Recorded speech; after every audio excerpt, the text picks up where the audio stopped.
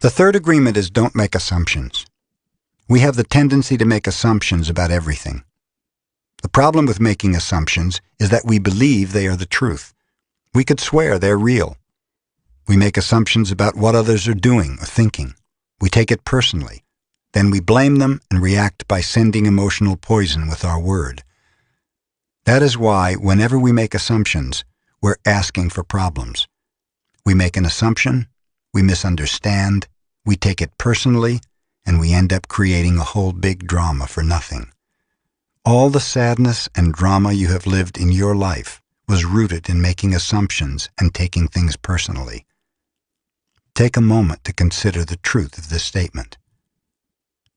The whole world of control between humans is about making assumptions and taking things personally.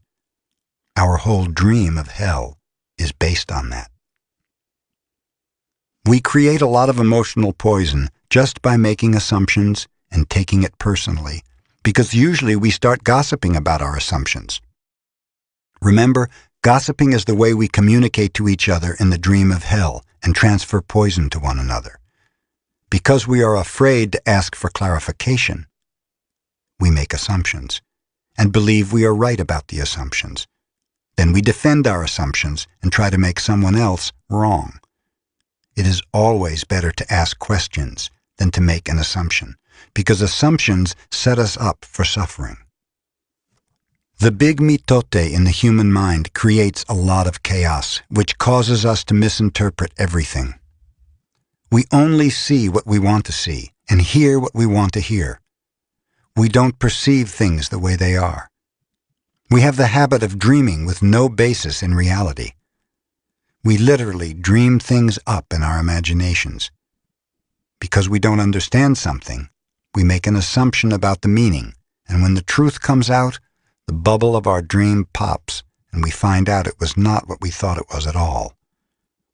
An example. You're walking in the mall and you see a person you like. That person turns to you and smiles and then walks away. You can make a lot of assumptions because of this one experience, and even create a whole fantasy. And you really want to believe this fantasy and make it real. In your mind, a whole relationship begins from that. A whole dream begins to form just from your assumptions, and you think, oh, this person really likes me. Maybe you even get married in this fantasy land. But the fantasy is in your mind, in your personal dream. Making assumptions in our relationships is really asking for problems. Often we make the assumption that our partner knows what we think, and that we don't have to say what we want. We assume they're going to do what we want because they know us so well. If they don't do what we assume they should do, we feel so hurt and say, you should have known. Another example. You decide to get married and you make the assumption that your partner sees marriage the same way that you do. Then you live together and you find out this is not true. This creates a lot of conflict, but you still don't try to clarify your feelings about marriage. The husband comes home from work and the wife is mad, and the husband doesn't know why. Maybe it's because the wife made an assumption.